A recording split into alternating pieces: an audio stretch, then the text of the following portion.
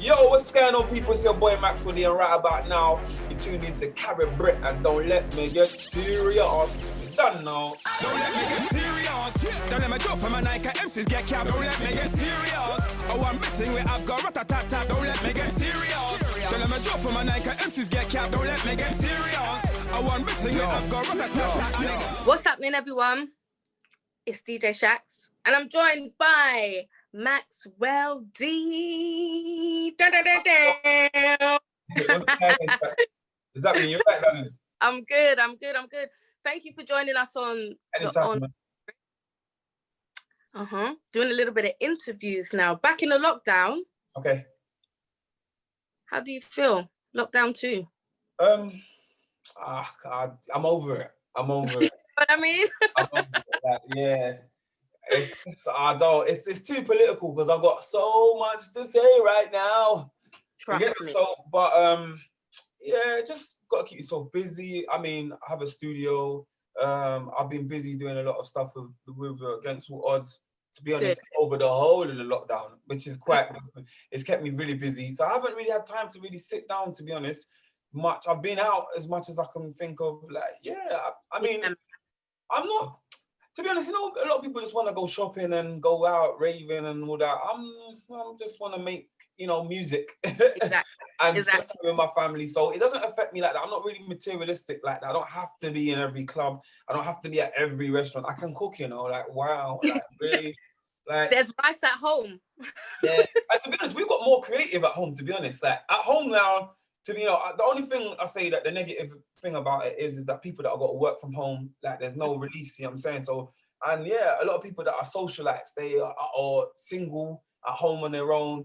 Like people have to really face the deep. Well, this is where you have to really face your demons, innit? You have to face yourself. And I think people don't realize that their biggest enemy is their self because, they create and not create. So yeah, it's been a whole energy shift in the world, Mother Nature, everything. So try not to take it too personal. But at the same time, just kind of try to be 5 steps ahead, and just look for the next maneuvers of where I'm going to see and, what the world's going to be like in the next 10 years, let alone what the heck we're all going to be here, let alone anything else. So it's gotten deeper, but that's my deep hat. But I'm going to take off my deep hat right now and just going to have a little interview. You know what I'm saying? So yeah, that's good. Yes, no, I feel you though. Like I totally agree. It's been, although like for me on my side, because I'm a DJ, yes, I miss being outside, but it's allowed me to tap into different boxes. Do you know what I mean? Like think outside the box, be creative, do something. Definitely.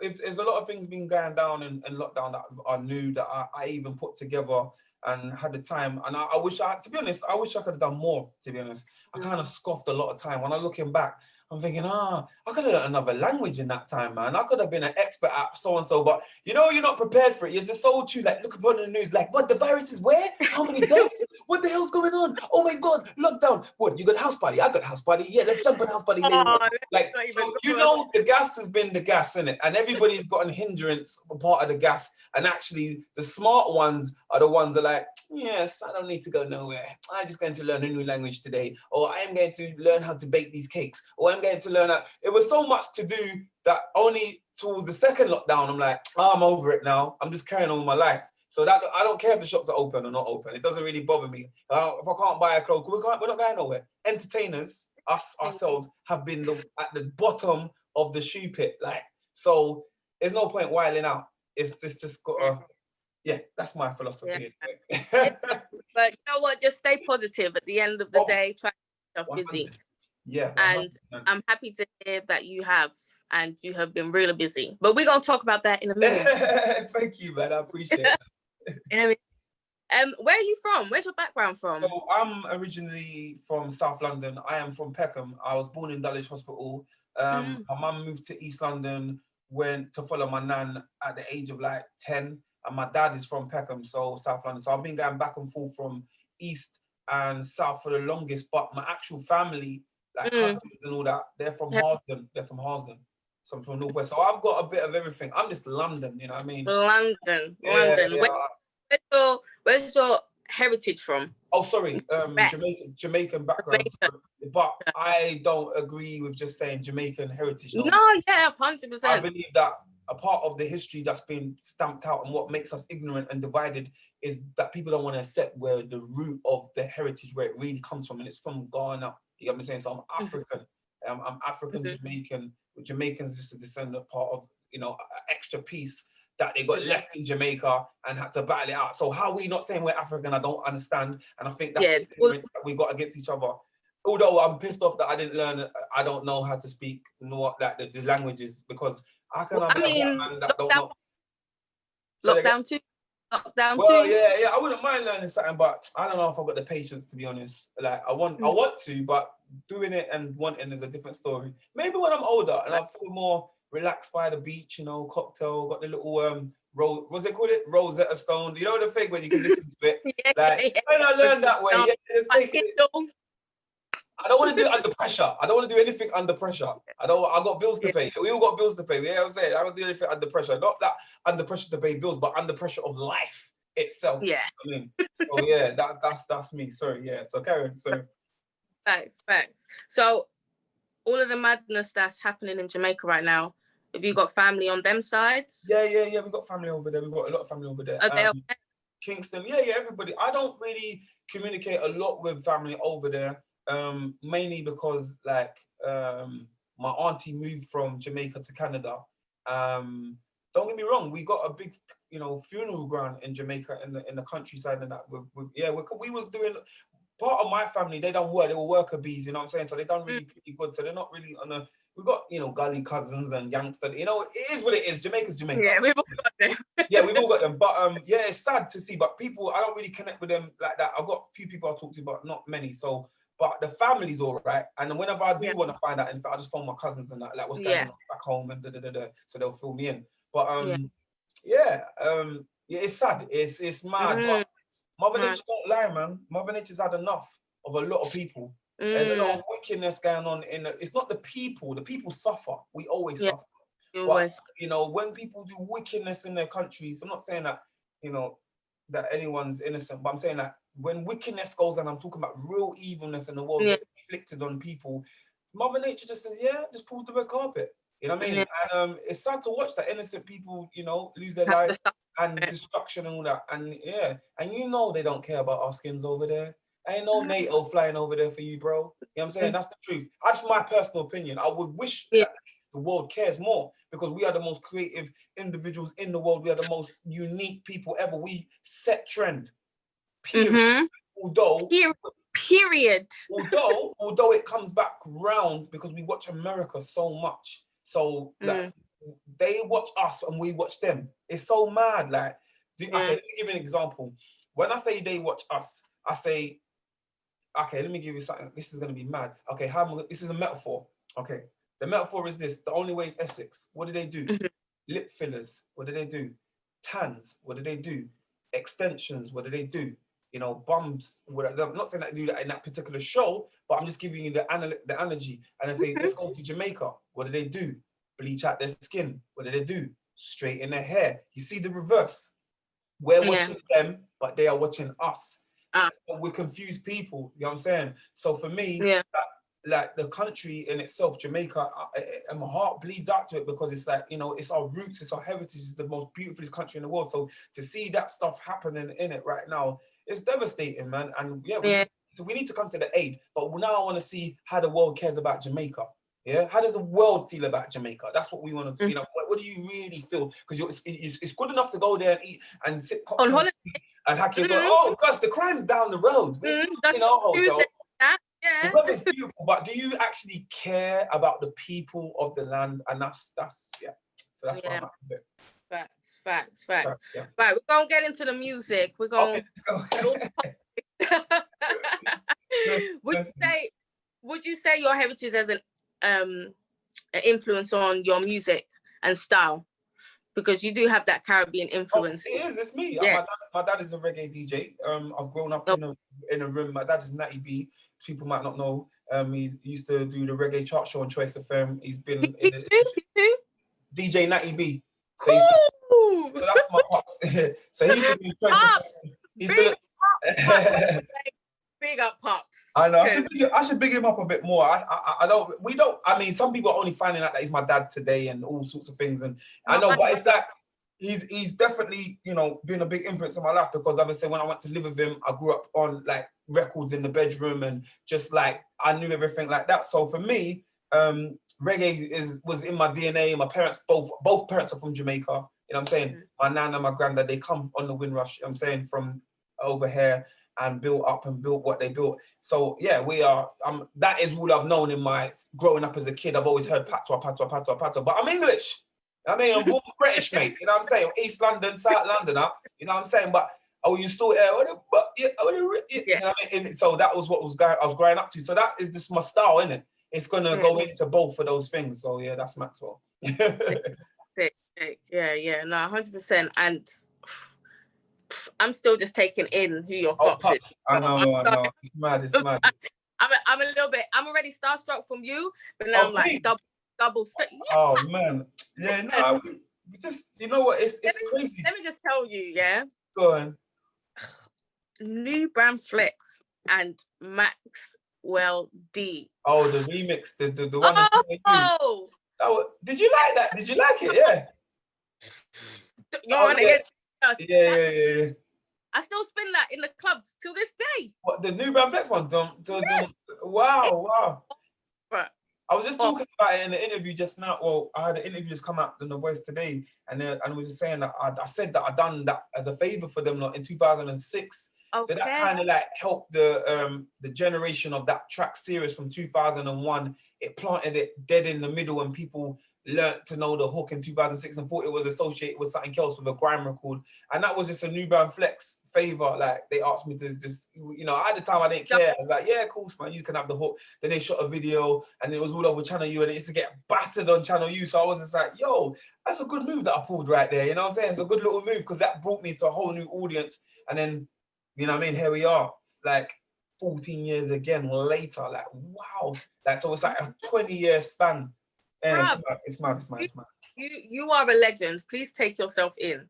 I know you probably downplay your thing. Like, you seem really humble. Until they can beam me up, Scotty, and I'm in some serious, we're doing this by the beach, and we're getting into the sunset, then I can stop, maybe, might just chill out a little bit, and I'll take the legend in just a little. But for now, it's just work. And when it, you know, I appreciate all the accolades. It's great. I'm humbled by it. I love it. But I've got work to do because I am not where I want to be exactly. So I'll be honest, I've got family to sort out. I've got, you know, a wife to look after. You know what I mean? I'm in the mix of, you know, building something solid. You know what I mean? And I learned a lot from my past as well. So all the little things that mistakes I made in the last 10 years even, I'm just like ready. I'm like, yes, man, ready. But so I appreciate that. So big up yourself. How was it starting up, like, with the gang, Page You Go?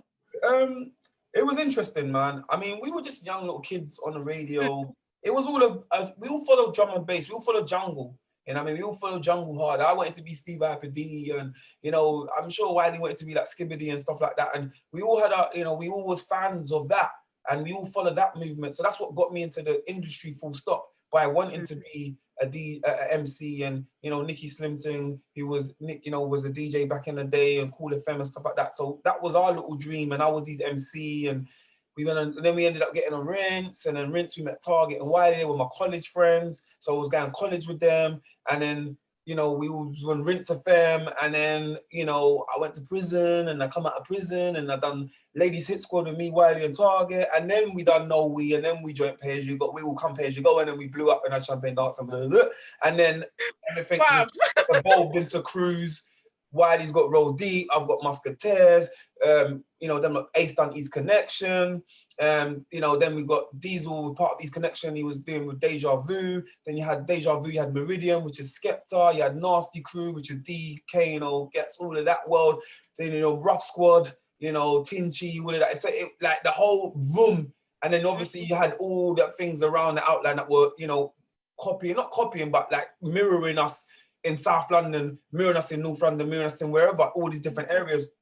Prior to that, it's inspiration. Yeah, prior to that, before that, because Pay As You Go come up, there were, you know, we were in that top 3 selected, as in like Soul Solid, Heartless, As You Go. You know what I'm saying? So that energy and heat, we just carried on. And where Gary started dwizzling out over the period of time, we got darker and darker. And I suppose the Cruise brought that energy of the, not dark as in like the music was more rap form than dancey. You know what I'm saying? So that's what made, and then boom, before you know it, you got Dizzy Rascal and he's getting a Mercury for Grime. So you got to see the whole processes of how, you know, from college friends, turn it into a hobby, jokes, man, and then it ends up to be a big multi-billion pound industry. Yeah, mental. It's mad. It's mad. And just to be a part of that, I'm just saying looking out in looks more mad than just actually living, because there were emotions, there were feelings, there were fights, there were like upsets, there were like, you know, getting to bookings late, promoters got batted up, you know, there were people who got shot in raves, not, you know, it was violence, there was all sorts of crazy shit going on. The police locked off raves. You know, we learned about how to do business, managers, crafty, that, labels, corporate, like TV, interviews, Channel 4, like, it was so much for young minds to comprehend. You're learning on the way. You're just learning, you know, so a lot of it was, I look now and I think, wow, we done that. We done all of that. So that's why when you talk about it in interviews and stuff, it's like, bro, I've got a lot to say. Yeah, I actually have got a lot to say. It's like 20 years of stuff to say. so it was interviewing me. It's not like I'm interviewing the person. They say, I want to interview. I'm like, you sure you want to interview me? Because you might just press record and just sit back. Just leave him there. I'm just going to go get a cup of tea. I'm rolling off 20 years of memories right now. You know what I'm saying? It's bad. Like, yeah. I remember, I don't know if you remember all your shows, but do you remember your show in Dam? You guys had one in Dam, like, years. La Cosa Nostra. That's the one I done in... Was it La Cosa Nostra? We done a few in Dam. Was it the Melkweg? Was it a La Cosa Nostra rave, though? It was years ago. I was 12. I was like 11. Wow, what my parents got me in. That was my first rave. Mum and dad. Just to give you a little bit of Maxwell D and As You Go in that. Wow. Yeah, I must have been, that was the same. If it's that one, I remember having a panic attack that night because I had a wee cake. You know, you have the cakes. The first time I went to Amsterdam, you could have cake, and I buzzed out. I took a cake and it was all mad. So that was that first time at Amsterdam Express. But I was young. I was like, I know what one that was. That wasn't the As You Go one. That was the East Connection one. Me and Diesel we nearly missed the plane. We had to take it from Liverpool. I remember that one. That was a bit later down. Yeah, I remember that one. What happened? So we got to we just running late. We got to Liverpool. We had to drive. No, we missed it at Luton. We missed our flight at Luton, and it was like, the next one's thing. So I was thinking, we're gonna miss out on the booking, which means you miss out on money. So I'm like, no, we can't miss out. He's like, Max, we're gonna just drive to Liverpool. I'm like, Liverpool? Listen, we put the foot down to catch the next plane, and then literally, we had to run through, and the guy goes, we'll let you through, and we had to literally run out, and the plane was just like waiting for us. So I remember that booking, I remember that one. But we got there, it was cool, it was a decent show. It was a decent show, man, I remember. But Amsterdam was, he brought some memories there, wow. Amsterdam, yeah, man. I'll never forget that. I don't know how my parents swindled me in.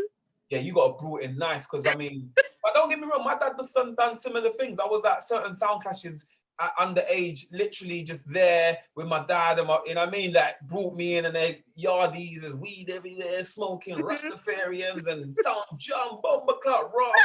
Yeah, I'm just taking it all in as a young kid, like, yo, this is cool, man. I've been fans of these people. I've been listening to it through my dad and hearing certain Saxon and Bodyguard. I'm like, oh my God, they're here. Like, listen to them. It's an experience. So I know what you were saying when you experienced that as a young kid. Must have been cool. Yeah, it's mad. It's mad. It's a nice experience. I'm grateful for it. And now that I'm meeting you now. Oh, bless you, man. You're too blessed. You're too blessed. You're too blessed.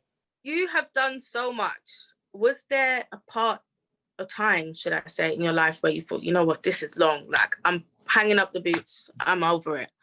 Yeah. I had a lot of going. What kept me going I think I do it in years. So I say I come out 2000, 2003. It was a good run, but then the crew broke up. So you know, you have your highs. So from 2000, 2001 was the climb. You know, I come out of jail 99 and working my way through to 2000. I come out on the scene. You know, Ramsey and Fentune, and then Serious, and then Pay As You Go, and then you know East Catch, and then 2003 we break up and Grime's birth kind of thing. So and then 2004 had some madness in the papers and the whole Birmingham thing. So all of that. So that was like a negative in my life. And then from 4 to like, then Channel U was birthed like 05, 06, and I kind of climbed back up the ladder now with videos, putting myself back out there. Then from 6 to 8, you know, just doing that. And then 8 was like funky started coming in. So by 2008, 9, Blackberry Hat, back out here again. You know what I'm saying? So then I had that, and then I think from there I broke up with my son's mom around after BB had that. So that was like another low, you know, lost my son was around, not that family unit no more, went through hurdles. So from literally, yeah, I just climbed and done things. So I say that, to answer your question, I'll say that there's been gaps in my life in those 20 years where there's been period spells where I was like, oh, I don't know if I can endure this industry, this, you know, the fickleness, the technology, the new things, the clout chasing. It was so much to add to your. It was just back in the day, yo, Chax, I got a CD for you. Can you spin it on the radio? It went from that to like raw. Like everyone's got to make sure. Look, I can't even wear the next thing. I posted that up on Instagram. Listen, my wardrobe's going down now. What the hell? Like I gotta, you know, like people starting to get technical. It was like, yeah, man, you can't wear the same thing twice. And like, you know, everything started changing and with the world even. Now I'm looking at celebrities like, oh, what's your talent? Oh, you just, because it's a reality show. You're famous for a reality show. And it's not, and that, you know, isn't that wrong with that? But that's how the world changed. And so I was just trying to change with it and life as well. So there was times where life was getting the better of me. You know what I mean? Life was really kicking my ass. You know what I mean? And I had to just dig deep, man. I had to dig deep.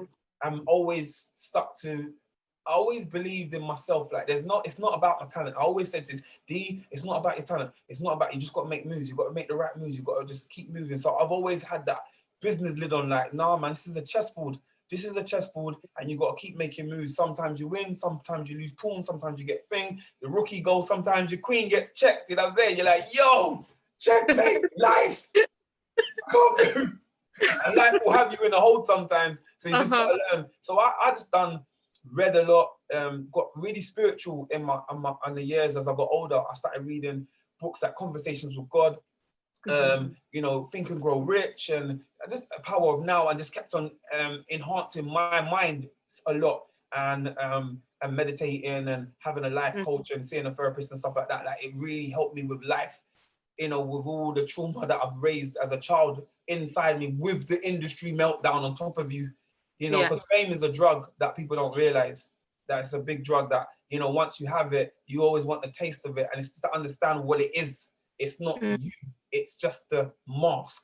And once people can differentiate what fame is and who you are, and not get lost in the translation, then you'll be all right. But it will sometimes, you know, it will make you not go outside and fend for yourself because you've I'm superstar. What do you mean? I mean, your brain, the demons in your head, like, what do you mean? Maxwell can't pack shells. Maxwell can't do that. Like, you stops you from doing other things in life, and then I had to learn, and I wanted to do other things to just be Maxwell D. I wanted to, like, hey, I'm an actual person. And then it led me to other stuff, which is, I'm gonna quickly slip it in. It led me to stuff like like being ambassadors for charities like London Village Network, to doing mentoring groups for with the Mentoring Lab, to being in the Houses of Parliament with David Cameron at the time when he's Prime Minister, to give him talk about strengthening families, to give him my testimony of coming from the roughest places to being in places like that, until I enhanced it even more. And then I started doing workshops in prisons of recent.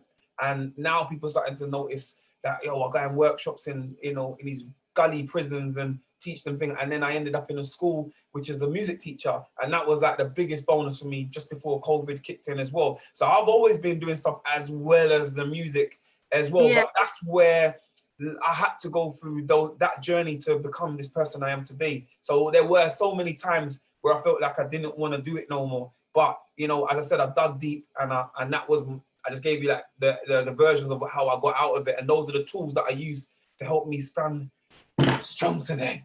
But, you know, but I still get, my ass gets kicked any day, like any other human being. Yeah. So it's just a battle, man. It's a life testimony, it's a test. And that's it really, man. I just, just pray and stay positive. Yeah, that's me. Yeah, facts. Like, I'm so happy to hear that the path that you're taking, like in terms of staying positive, reading, seeing a therapist, do you know what I mean? Mental health is so, and I feel like that's not really spoken about. And it's been a thing that people have been saying in the Black culture. We think that, seeing a therapist, you're weak. You're not weak, bro. Real. Let me tell you something. No one don't want to tell you that they have had depression before. I've had depression before. It's real. People don't even know that they're depressed sometimes. Some people suppress it so much. Some people smoke so much weed. Some people just out there partying, drinking, and just living tick, tick, tick, tick, tick, tick, tick, tick, tick, tick, until boom, one day, boom, and they don't know how you had a meltdown. And like, yeah, you have to keep that mental on the lid, mate. You know what I mean? Because life is not easy, and stress is not easy, and a lot of our childhood traumas, especially coming from the Black culture, especially what happens in Jamaican culture, of how the men have to be tough. What you mean? I move like gal. I move like look a gal pick me. What I'm talking. So that becomes, as a young boy, you automatically taught him to toughen up. So you don't really want to tell no one your problems. A lot of Black man cry inside. You know what I mean? And it's a pride thing, and that is the biggest like disadvantage that we have. You know what I mean? We don't want to ask for help. We don't want to unify it with another brother. So it gets political. But as I said, experience and growth. Yeah, sorry. Yeah, man. So yeah. No. You the man. You the man. You're hearing the older. It's the older version of Max you're hearing. It's just. I'm so different. It's just like, yeah, like a lot of people don't, they hear the music, and it's hard to kind of translate this positivity and the knowledge that I have in the music scene, because that's not what's selling. And 100%. And you don't want to, you need to, yeah, but you got to stay true to who you are. And I realize that, but at the same time, when you play football, you're not going to say, right, you know what, this is the game, innit? They got to get the ball in the net.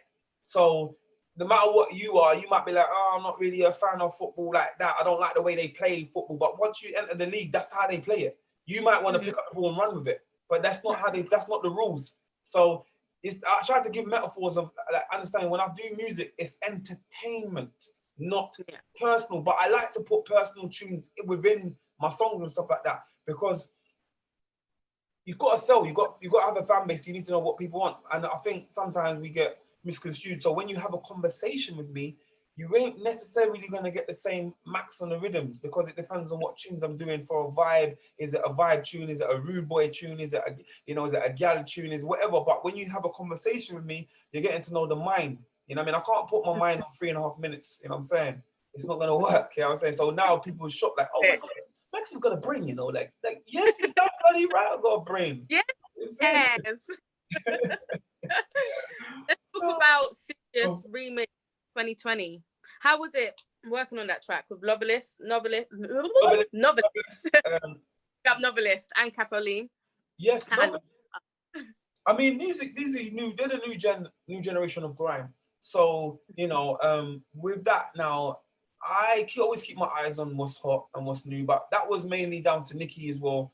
He said to me yeah, we need some young blood on this track, and we should holler at Novelist and Capo, because them man have got a lot of heat. They do their thing, and I checked them out, and I was just like, I've always loved Novelist anyway, because I've been at actually a couple shows with him before. Like, he doesn't even realize I've been on the bill, and he's coming up and on the bill and stuff. So so for me, I was like, yeah, Novelist, I like him. Like, I want him. Yeah.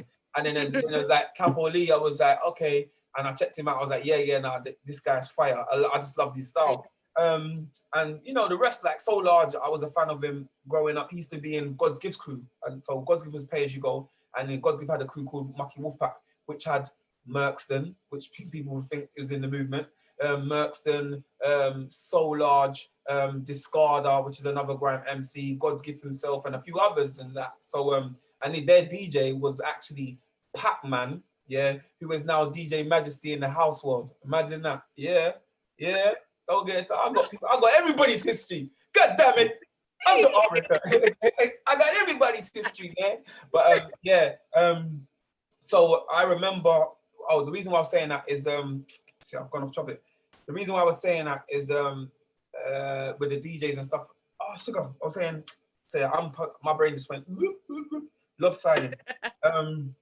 Serious 2020, Serious 2020, that's what I was at. Serious 2020, that's where I was going with it. So the artist is that So Large, that's where I went into flipping bowl, and I just went all into the history of bowl from the word So Large. Man, imagine that. So So Large, yeah, I was always been a fan of him because he was part of God's Gift crew and whatever. Back in the day, I used to love his style. Bruiser, for me, Bruiser, there's only one Bruiser in it. Yeah.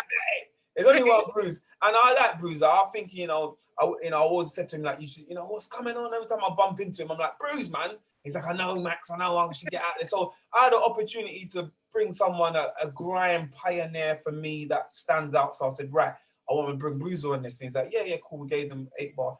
And for me, Temper T is just energy. He's this crazy guy. He's just energy. I just love his energy. His energy is one of my favorite energies on any record. His character just does it for me. I love it.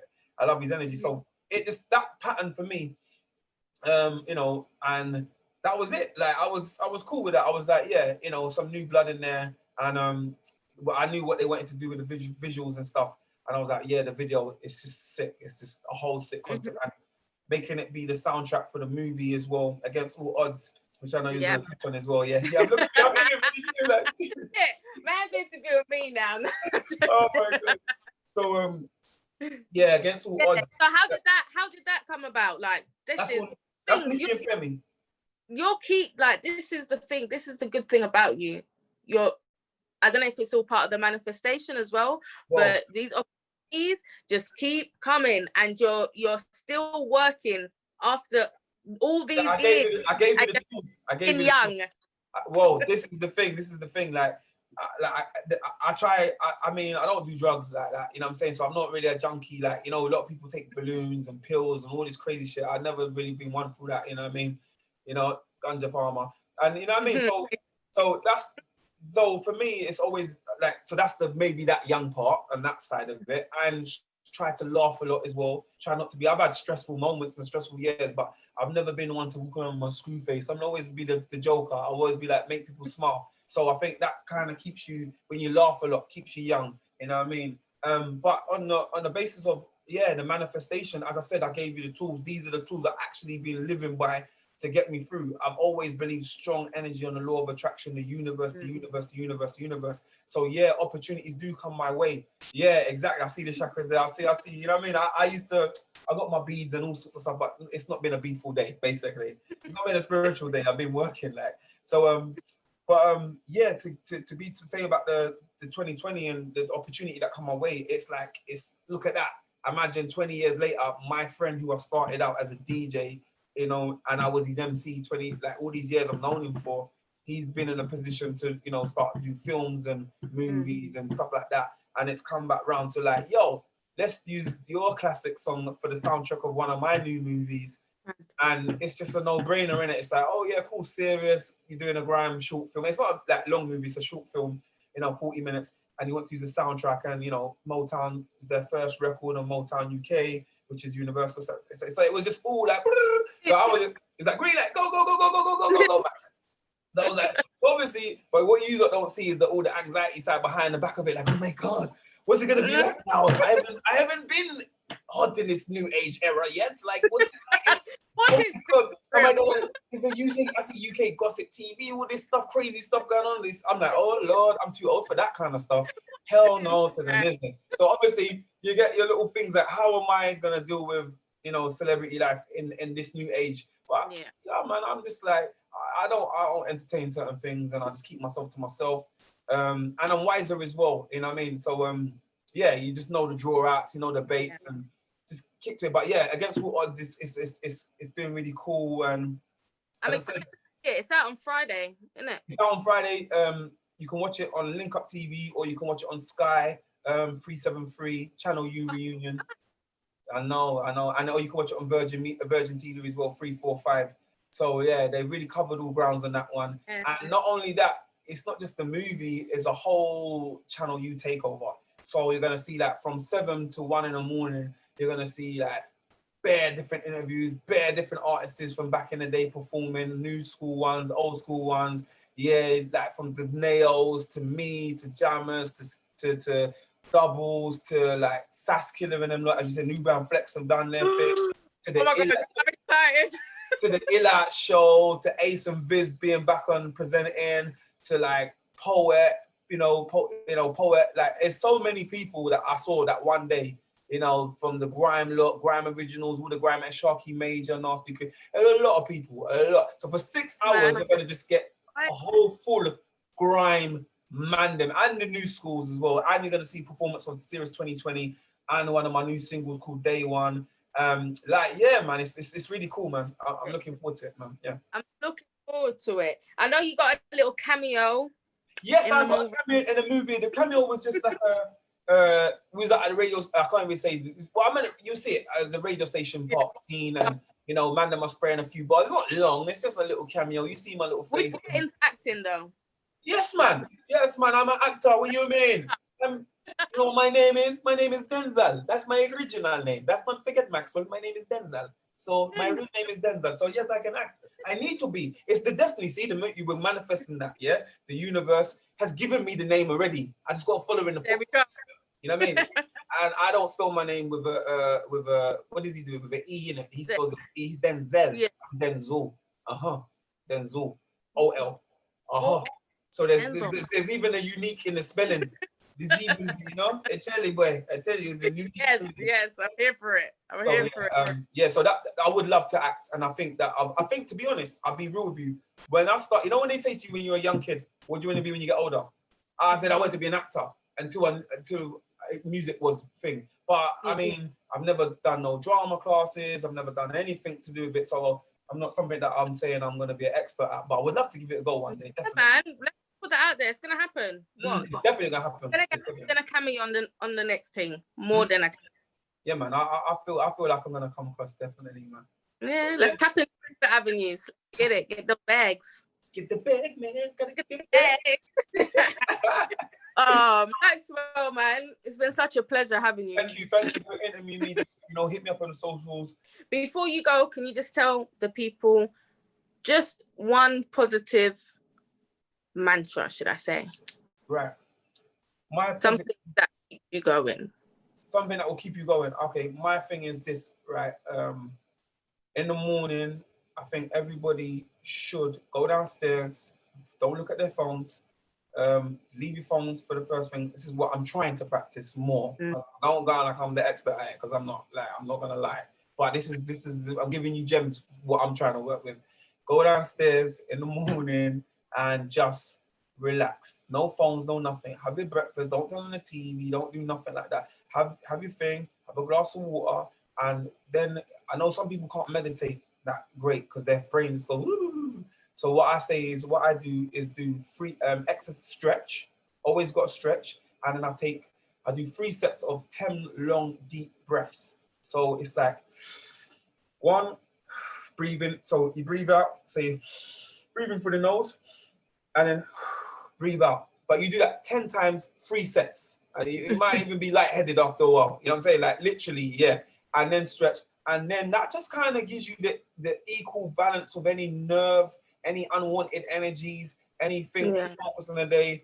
And then I say, your belly's full, you breathed it out, you stretched it out. Then another last gem, I would always say, just write a list for the day. It doesn't matter what it is. Even if you do one of those things on the list, I always try to say, try 3 things for the day. Just 3, even if minimum of 3. And yeah.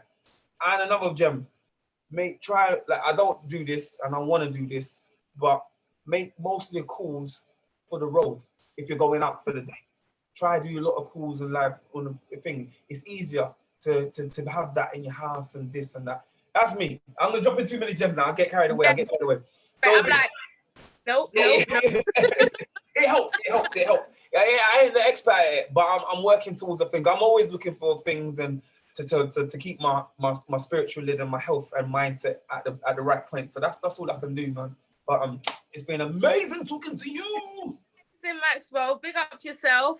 You too, darling. Thank you so much.